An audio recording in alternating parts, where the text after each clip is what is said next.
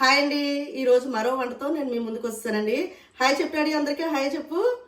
Hi చెప్పావా?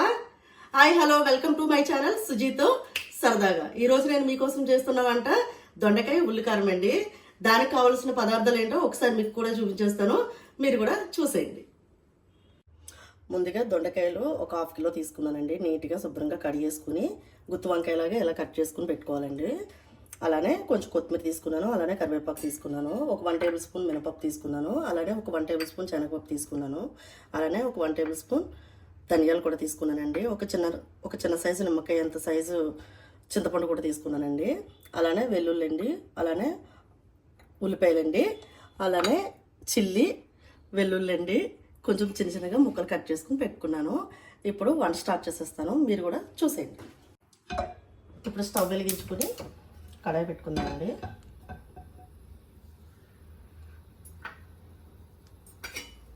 శనగపప్పు, అలానే మినపప్పు,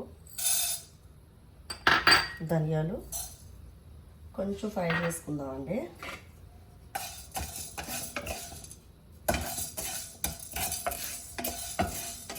కొంచెం రెడ్ కలర్ వచ్చేంత వరకు ఫ్రై చేసుకుంటే సరిపడుతుంది.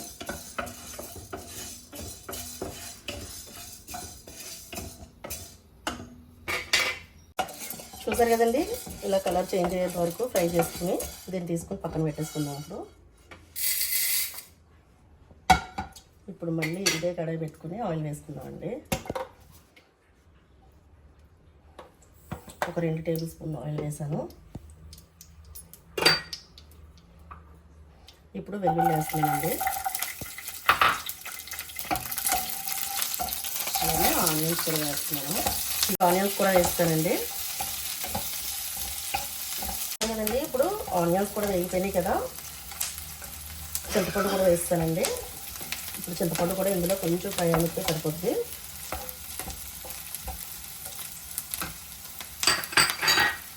ఇది ఫ్రై అయ్యేలోపు ముందుగా వేయించి పెట్టుకున్నాం కదండి, ధనియాలు అవి పౌడర్ చేసేసుకుందాం.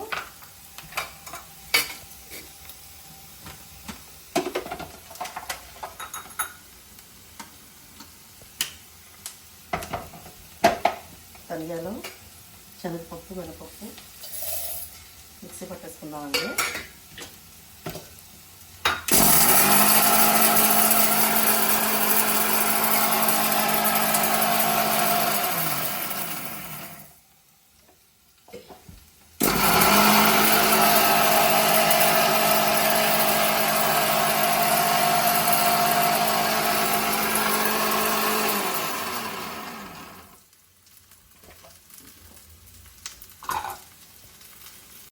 చూసారు కదండి, ఇది మిక్సీ పట్టేసుకున్నాను కదా, ఇలా పౌడర్లో అయిపోయింది కదండి. ఇప్పుడు ఈ ఆనియన్స్ కూడా ఇందులో వేసుకుని మళ్ళీ మిక్సీ పట్టేసుకోవాలండి. ఇప్పుడు స్టవ్ ఆఫ్ చేసేసుకుని దీన్ని ఒక 1 మినిట్ చల్లారించిన తర్వాత మిక్సీ పట్టుకుందామండి. ఒక 1 మినిట్ చల్లారిద్దాం దీన్ని.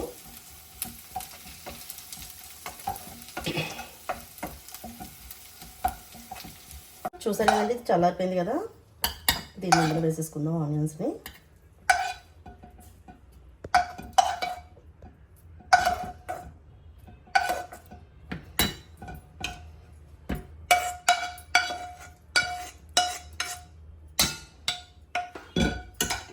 వేసేసుకుని ఇది కూడా మిక్సీ పట్టేసుకున్నామండి. అలానే కొత్తిమీర కూడా వేసేస్తున్నాను ఇందులో.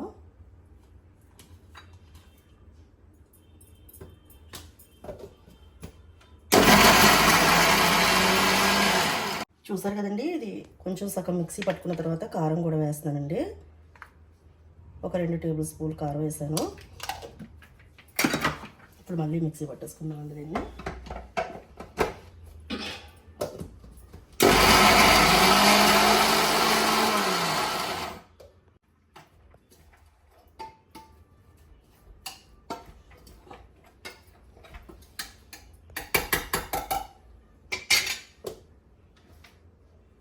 చూసారు కదండి, ఇది ఇలా మెత్తగా పేస్ట్లా చేసేసుకోవాలి.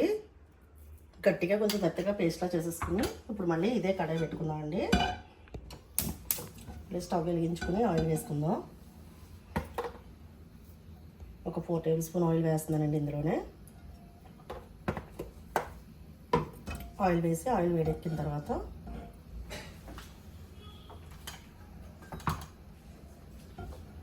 దొండకాయ ముక్కలు వేసుకుందామండి. ఆయిల్ వేడైపోయింది కదండి, ఇప్పుడు దొండకాయ ముక్కలు వేసేసుకుందాం ఇందులో.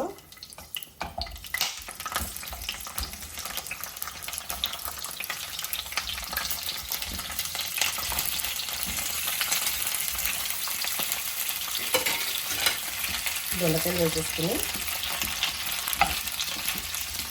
ఒక పావు గంట సేపు ఫ్రై అవ్వనివ్వాలండి. దీన్ని మూత పెట్టేసుకుందాం. ఒక 10 minutes మూత పెట్టుకుని అప్పుడు మళ్ళీ కలుపుకోవచ్చండి. మూత తీసుకుని చూసుకుందామండి. చూసారు కదా దొండకాయలు ఫ్రై అవుతున్నాయి కదండి. ఇప్పుడు ఇందులో కరివేపాకు వేసుకుందాం.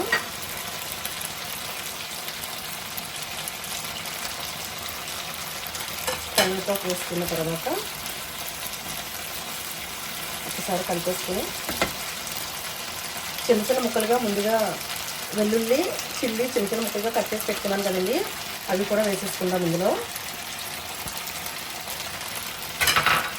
వెల్లుల్లి చిన్న చిన్న ముక్కలుగా కట్ చేసి ఎందుకు వేస్తానంటే ఫ్లేవర్ చాలా బాగుంటుందండి. తప్పకుండా మీరు కూడా ఒకసారి ఇలా ట్రై చేయండి నా స్టైల్లో.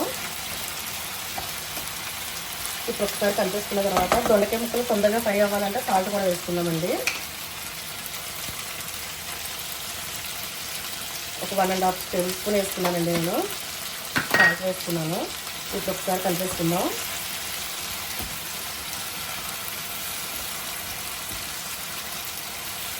కలిపేసుకున్న తర్వాత మళ్ళీ ఒక 10 minutes మూత పెట్టేసుకున్నామండి. దొండకాయలు వేగడానికి చాలా టైం పడుతుంది, అంటే ఫాస్ట్గా వేగవు కదండి.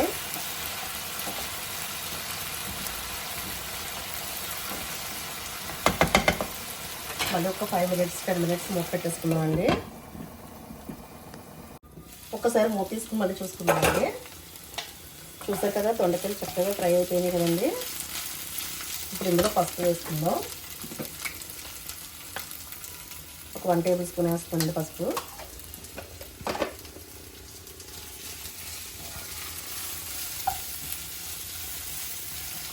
ఒక్కసారి కలిపేసుకునేలాగా ముందుగా మనం ప్రిపేర్ చేసుకున్నాం కదండి, మిక్సీ పట్టుకున్నాం కదా ఉల్లికారాన్ని ఇందులో వేసేసుకుందామండి.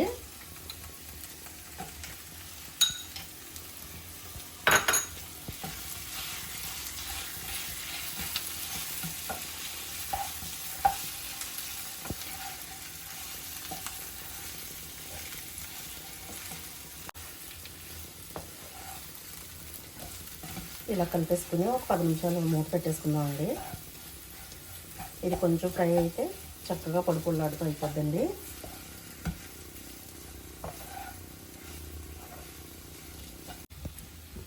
ఇలా కలిపేసుకున్నాం కదండి చక్కగా. ఇప్పుడు మూత పెట్టేసుకుందాం. ఒక 10 minutes మూత పెట్టేసుకుని కొంచెం ఫ్రై అవనిస్తే సరిపోద్దండి. ఇంకా ఒకసారి మళ్ళీ మూత చూసుకుందామండి. చూసారు కదా దొండకాయ ఉల్లికారం రెడీ అయిపోయిందండి. ఇప్పుడు స్టవ్ ఆఫ్ చేసేసుకుంటున్నాను. స్టవ్ ఆఫ్ చేసేసుకుని బాగా ఒకసారి టేస్ట్ చేసి మీకు కూడా చెప్తానండి.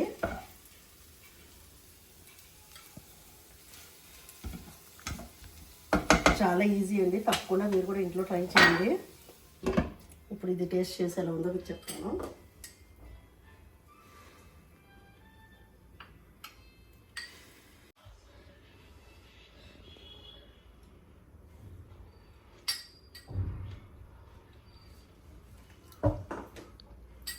సూపర్ అంటే సూపర్ వచ్చిందండి.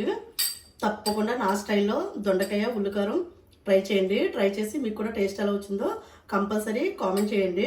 అలాగే నా ఛానల్ కనుక మీకు నచ్చినట్లయితే లైక్ చేయండి, షేర్ చేయండి, సబ్స్క్రైబ్ చేయడం మర్చిపోకండి. మరో వీడియోతో మీ ముందు ఉంటుంది మీ సుజీ. బాయ్.